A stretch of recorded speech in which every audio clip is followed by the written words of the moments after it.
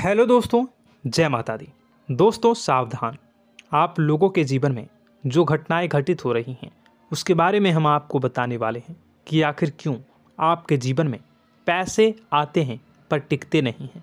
क्यों हर एक दिन आपको नई परेशानियों का सामना करना पड़ता है। दुश्मन आपके पीछे क्यों पड़ चुके हैं। आपने देखा होगा कि आप बहुत मेहनत करते हैं परंतु फिर भी आपको सफलता नहीं मिलती है। वीडियो को आप देखिएगा।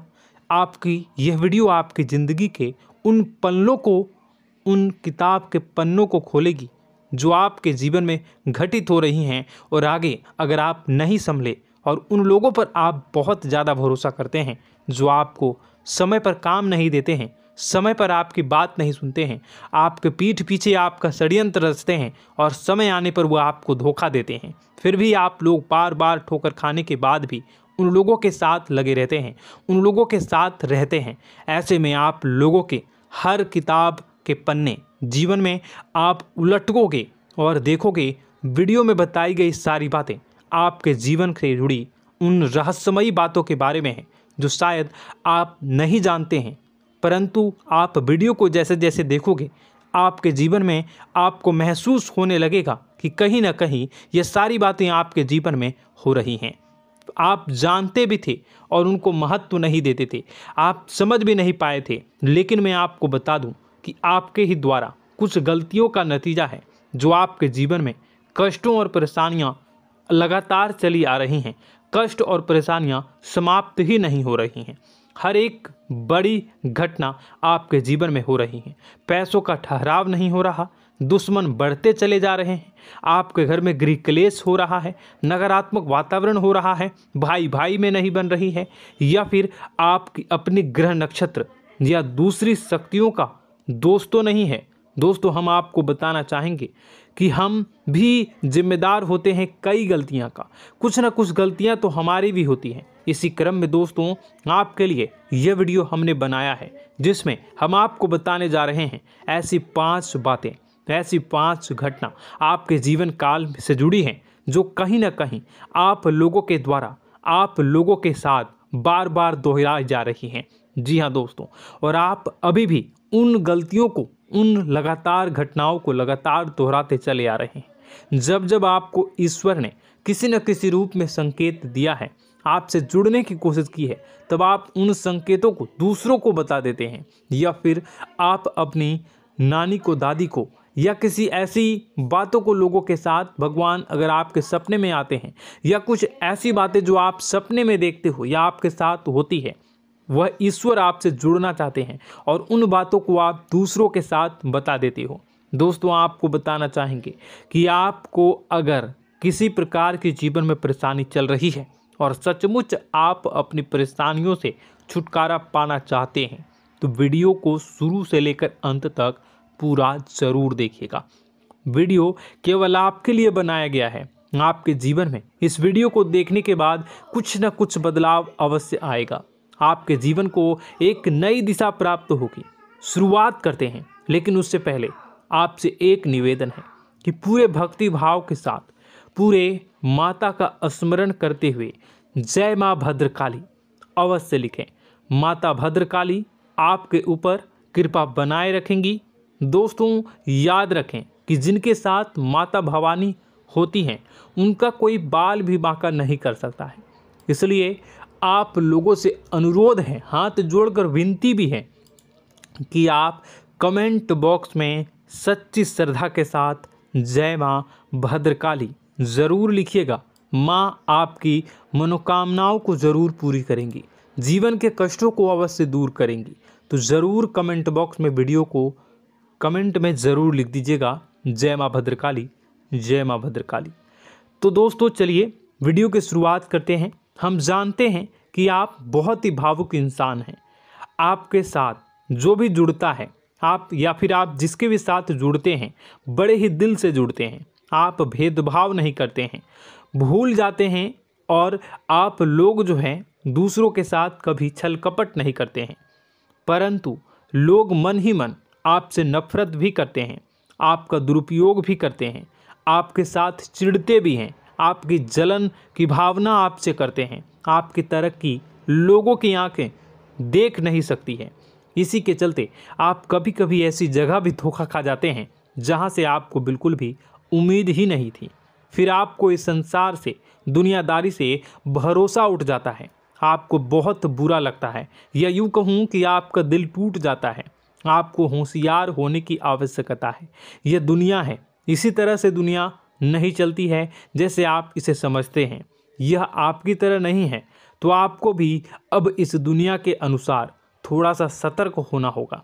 दूसरों को हानि पहुंचाने के लिए नहीं, आपको अपने आप को बचाने के लिए होशियार बनना होगा।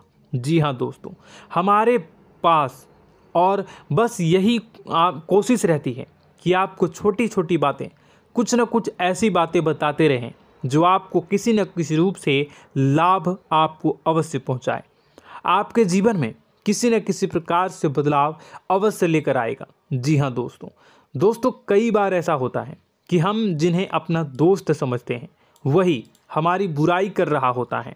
और दोस्तों, कई बार ऐसा होता है कि हम जानते हैं कि आप अनजाने में से ही ऐसी गलतियों को दोहराते हैं। जानबूझकर आप ऐसी गलतियां नहीं करते हैं। वैसे तो आप बहुत ही बुद्धिमान हैं।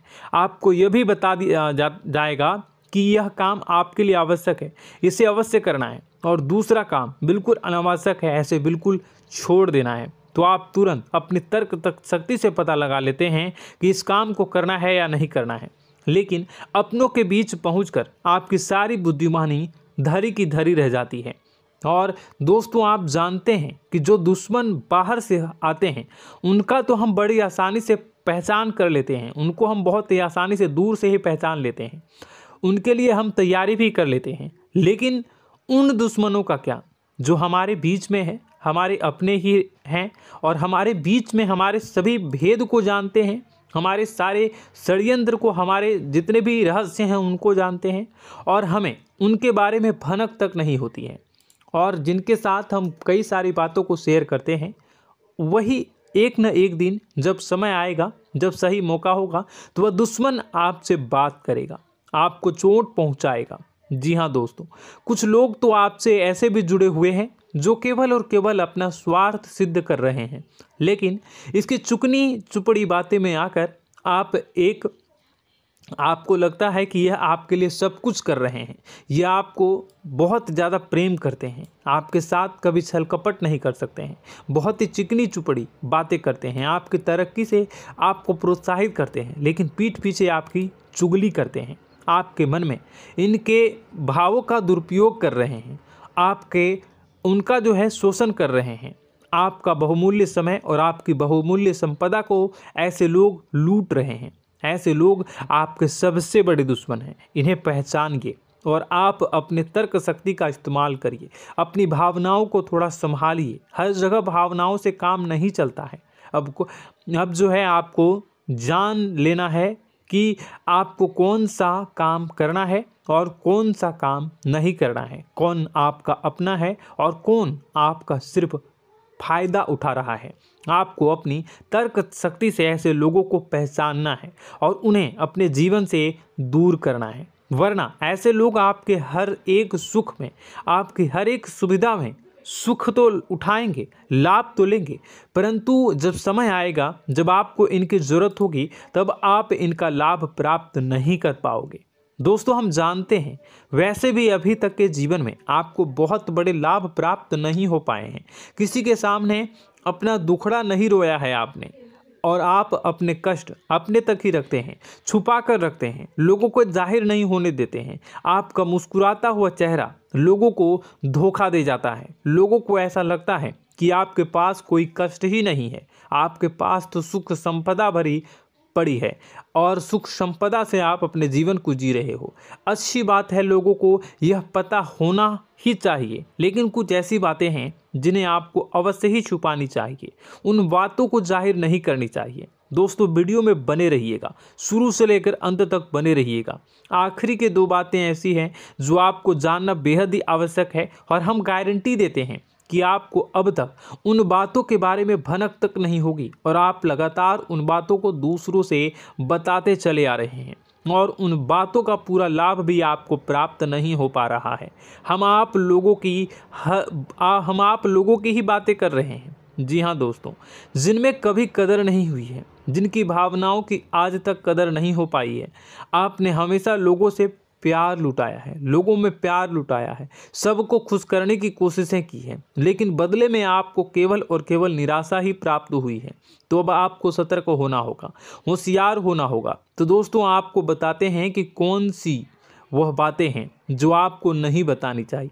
सबसे पहली बात, आपको जो मैं बता रहा हूं उसे आप कॉपी पर नोट कर लीजिएगा या फिर आप अपने माइंड में याद कर लीजिएगा।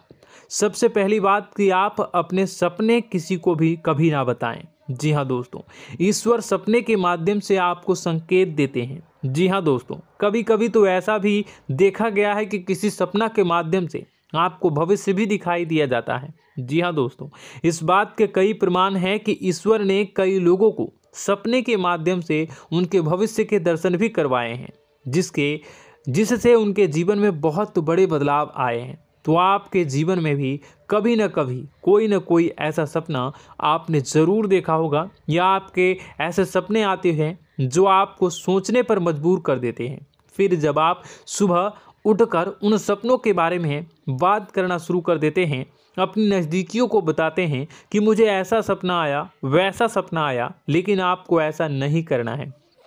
आप अपने मन में विचार करिए। किसी बुद्धिमान इंसान के द्वारा बताई गई बातों के अनुसार पता लगाने की कोशिश की थी इस सपने का क्या मतलब है, लेकिन यह केवल और केवल आपको बता दें कि आप तक ही होनी चाहिए। इससे आपको किसी को भी नहीं बतानी है। अब दोस्तों, हम कैसे पता लगाएं कि कौन सा सपना ईश्वर के द्वारा दिया गया है और कौन सा सपना? तो दोस्तों, ऐसे में सबसे बड़ा सरल उपाय है कि हम सोकर जागते हैं तो रास्ते में आने वाले सपने अक्सर हमें भूल जाते हैं, याद नहीं रहते। लेकिन जिस सपने के माध्यम से ईश्वर हमें संकेत देना चाहते हैं वह हमेशा हमें पूरा का पूरा याद रहता है। वह ऐसे याद रहता है जैसे कि वास्तविक घटना हो, और समझ लीजिए कि वही सपना हमारा संकेत है जो ईश्वर हमें देना चाहते हैं, कुछ ना कुछ बताने की कोशिश कर रहे हैं। जी हाँ दोस्तों, अब हम आपको कमेंट करके अब जो है आपको दोस्तों कमेंट करके बताना है कि आपके अंदर यह आदत है कि नहीं है, कि आप अपने सपनों को अपने नज़दीकियों के साथ बताते हैं या नहीं बताते हैं, उनके साथ चर्चा करते हैं या नहीं करते हैं। तो इसी क्रम में दूसरी बात करें तो आप दूसरों को हमेशा बताते देते हैं, वह होता है क्या? उपाय। जी हाँ दोस्तों, आपके जीवन में कई कष्ट चल रहे हैं, कई परेशानियां चल रही हैं। आप उन कष्टों को, परेशानियों से मुक्ति प्राप्त करने के लिए तरह तरह के उपाय करते हैं।